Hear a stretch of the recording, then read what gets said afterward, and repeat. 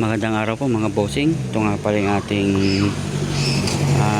Taurus PCP Andreg na ating convert to regulated. Ayan. Dila na ng tropa. Ayan siya mga bossing. Gagawin natin regulated kasi yung tangke niya ay maliit. Medyo nabibitin daw siya yung may-ari sa shot count kakonti. Tapos lagi pa siya may dalang pump. Ayan. Tapatan natin ang malaking tangke. Tapos gagawin natin regulated. Ayan siya mga bossing. Ganda. Forma. Taurus PCP. A2K yata ito. Ito na pala yung tangke niya. Mga bossing. Bali puputulin natin. Diyan tayo mag-i-insert ng offset. Ayan mga bossing. Putol.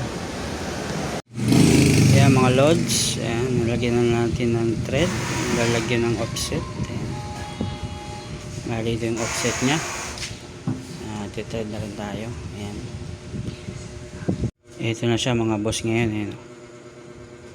Ayun. Kahit maglagay ng malaki na silencer, mataba, hindi sasabit dun sa ating saktong sakto yung haba ng tangke dun sa ating barrel. Ayan siya. Bali ito pala ay 0.35. Maraming shots na rin yan mga bossing. Kasi 40 PSI working pressure yan. Kaya 0.35. Malaki na siya. Marami na siyang shots. Ayan. Yung kanyang offset. Lilinisin na lang natin bago pintura itong banda rito. Ayan mga boss. At ayusin natin yung kanyang kulata naman. Ayun mga boss, ito na nga pala yung finished product ng ating kinonvert na Taurus from unreg to regulated. Ayan siya mga bossing. 0.3 liter na tangke para sakto dun sa kanyang silencer. Ayan, medyo mahaba pa rin yung plenum niya.